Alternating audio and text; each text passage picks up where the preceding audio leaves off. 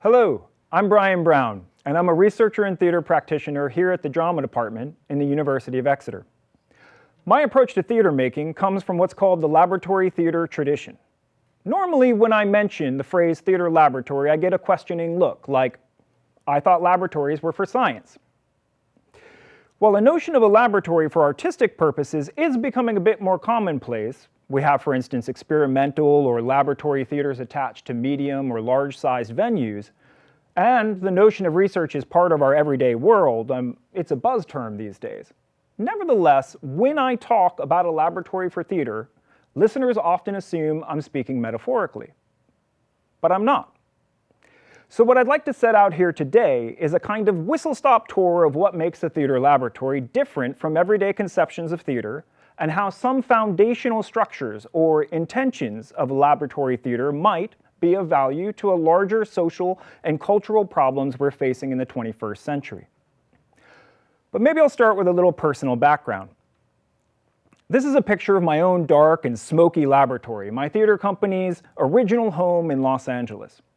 But how did I, a kid from a small coastal town in New England, end up being obsessed with something as potentially obscure as the theater laboratory? Well, first of all, I've always loved theater, but I didn't really do it. I wasn't in youth theaters or anything like that. I did the occasional high school musical, and I performed in a punk-funk band, emphasis on the performed. I'm really not a very good musician. But by a series of happy accidents, I ended up attending university in New York City, where some of my teachers were from the hotbed of experimentalism as part of the American theater scene. They were asking us to move in strange and interesting ways, and to give voice to aspects I'd never given voice to before, at least not since I was a child. But they also demanded that we learn how to repeat these movements and sounds, and connect them to our imaginations, to not just play like children, which is an important benefit in and of itself, but to explore the world through our bodily sensations in a way that links that immediate activity to associations of our own past experiences, our fantasies being conjured up in the moment, and to complex social and political issues filtered through the literary texts we were often working towards production on. So I did this sort of beginning exploratory work for 3 years at university, and then I went to Austria, and I ended up working with this master teacher from New York, Stephen Wong. I know, I went to Europe to work with a guy who lived a few blocks away from where I did my undergraduate degree. Classic. However, one day, suddenly in a room in Austria, it clicked. I was flying, literally. I was connecting my body, my mind, my spirit in ways I'd never done before. And leaping across the room into unsuspecting yet hyper-aware fellow actors' arms. I felt a joy and a power I'd never experienced before. Stephen studied with an important director in the laboratory theater tradition, Jerzy Grotowski, who once said, "The actor will do, in public, the impossible." Now, don't get me wrong. I'm not saying I do the impossible. Far from it. But it's that reaching for the impossible that's important. A laboratory is, at its most simple, a place that generates new knowledge. But what is knowledge? Centuries ago, universities and people who inhabit them were seen to possess knowledge. And that's what knowledge was. It was something you contained, something you owned, something you put on pages and bound in books. But another way we possess knowledge is through artifacts, objects, and curiosities we collect in what used to be called cabinets of wonder. Here's Rembrandt's cabinet that he used for inspiration for his drawings and etchings and paintings.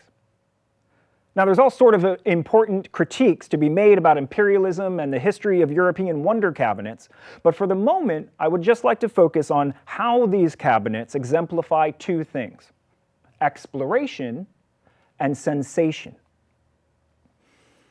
I think it's easy to forget, with our modern-day notions of museums and priceless artifacts, that the first British museum was essentially a cabinet of wonder, open to the public, and anyone who could pay the entrance fee could touch the objects. That ability to sense the world is fundamentally important. And when the museum moved to Oxford, it had a purpose-built chemical laboratory specifically placed underneath it. I don't think it potentially looked like this one, but I do love this image. Now, historians of science have highlighted how the appearance of the laboratory as a place for chemical and other processes to be investigated practically marked a shift towards the creation of a new type of knowledge. Not knowledge as something being possessed, but knowledge as something being done, an activity. Over the next 2 centuries, as schools became places to train new laboratory specialists or scientists, the embodied knowledge was an essential aspect. How to use the equipment, how to handle the equipment. It had to be very precise, it had to be very measured, very refined. And there's a parallel here to the theater laboratory. For the first connotation of the term is usually a place for the training of actors. The theater laboratory in this understanding is about the craft of acting, the technique, how one moves their body, places their voice, hones the actor's expressive potential for the creative needs of our imagination and the needs of the production. So that the exploration of the body, the voice, and the imagination that I was doing with Stephen Wong was actor training, like how a chemist learns how to measure everything properly with the handle and specific of new technology designed to measure each innovative experiment. But it was also another aspect of the theater laboratory, one that's summed up by Konstantin Stanislavski's phrase, the work on oneself. This is the embodied, reflective knowing that comes out of and alongside the actor training. It has a spiritual or a psychological aspect. It's the moment for me when things clicked. I learned something new about myself, and without realizing it, I entered my vocation. I'd struggled with depression for a long time, and while I'd been interested in embodied forms of meditation, such as Tai Chi, yoga, or sitting zazen, I hadn't experienced something that felt innately, organically mine. The holistic, organic sense of well-being that can give an individual a purpose is what I believe Stanislavski was after. He was trying to lift the art of actor training up to that level.